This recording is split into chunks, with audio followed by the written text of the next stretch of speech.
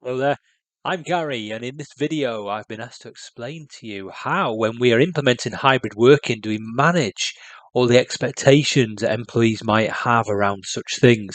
And I think a good start point is to make sure that we explain to everybody concerned, all the different stakeholders in the organization, that there is no one size fits all approach to hybrid working. There never has been, and there never will be. And we need to manage people's expectations accordingly. That never mind that one organization might do it differently than others, but every team in that organization and even every individual in that organization is likely to have a different experience of hybrid working.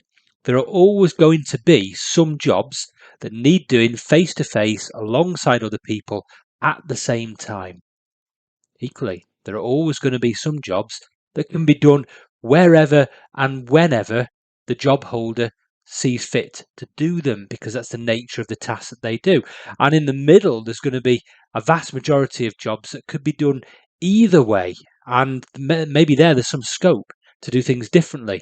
So every job has probably got some elements of flexibility. It's just that some jobs have a lot more than others.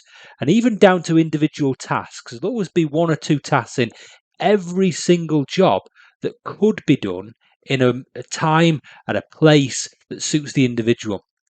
And we need to make sure that individual expectations understand that, recognize that, and work towards that as well. Every job's got that element of flexibility in it, but like I say, some jobs have more than most. What we could do is work towards some job redesign principles here and engage the employees in doing this with us, engage the job holders, so that they can see their job being built up task by task, duty by duty, activity by activity, and they can see where each of these tasks needs to be done and when it needs to be done, and then see the bigger picture of what their job looks like when all that's been done. That might mean that in order to encompass some of the expectations that every employee might have, we move some tasks out of certain jobs and bring others in. That might mean the team gets a slightly different balance. Now, all of this is going to have a knock-on effect on other areas of people practice, things like job grading, reward, L&D, and particularly employee relations. But with the employees doing this alongside and buying into the process, it's likely to go a lot smoother than it might have done if that weren't the case. We're not being led here by employee expectations. We're trying to manage them. We're trying to accommodate them as much as we can. We're also not being led by arbitrary days of the week splits where you spend 2 days here, 3 days there, or some other similar pattern. That's too simplistic. Hybrid working, much more complex than that, and it's putting the cart before the horse.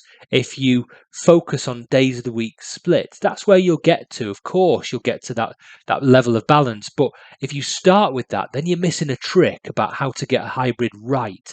You need to build it up task by task, duty by duty, activity by activity, noticing where and when each of these needs to take place and grouping them together so that employee expectations can be met as well as business needs met as well.